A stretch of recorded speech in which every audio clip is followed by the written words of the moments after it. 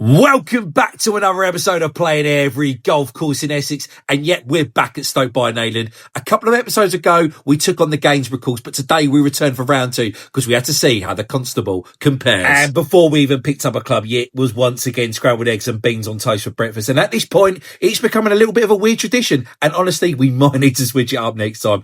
But it did do the job. And after that, it was over to the putting green for a few little putts, then over to the warm-up nets, and then off we go to see what the Constable is all about. The Constable is a par 72, and from the very back tees plays at about 6,419 yards, about 300 yards shorter than its twin course to Gainsborough. But here's the twist: off the green tees, the Constable actually becomes the longer of the two at just over 6,000 yards. So depending on which tees you play, the difficulty sort of swaps places. Now, if you know Stoke by Nayland well, you'll know exactly where the Constable sits.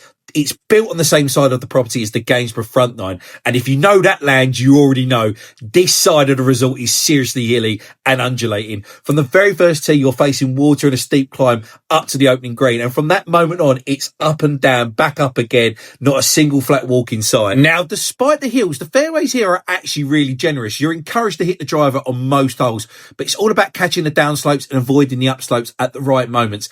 Land it in the wrong spot and the slope just kills the shot. Catch the right bench and you've suddenly gained 20 or 30 yards or even more. As for the conditions, the tee boxes were in reasonable shape, a little worn in places, which you expect with the traffic they get here, but the fairways and greens were more than decent. And the big winner for me is the layout. It's not an easy walk, look, but especially with buggies being limited at this time of year due to softer ground and a lack of cart paths that the Gainsborough has. But layout-wise, the Constable is every bit as good as the Gainsborough. In fact, I'd say it's more consistent. Gainsborough is brilliant, but it can weave in and out of character, whereas the Constable keeps a steady identity throughout the round and brings in some fantastic elevation changes. You've also got a nice mix of water holes on 1, 3, 4, 13 and 18, and a few doglegs where being able to shape the ball really helps. Price-wise is exactly the same as the Gainsborough, which doesn't surprise me because the quality is so similar. You're looking at around £60 to £75 midweek as a visitor and £60 to £70 after 11 o'clock on weekends.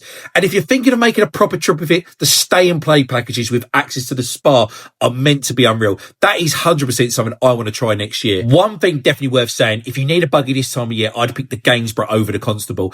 This side is a tough walk, and until the ground firms up in spring, buggies are going to be limited, so just bear that in mind. As for the score, I matched what I shot on the Gainsborough with another 3 over round, 75, and even rolled in 4 birdies, but the finish killed me. Bogeyed the last 3 holes, which wiped out any chance of level par, and the worst part is 2 of them weren't even that hard. Classic golf. Finished the day off with a drink with the old man and a much needed spa session after all that climbing. That wraps up episode 42 at the Constable. A brilliant, consistent layout. Have you played it before? And where in Essex should I head next?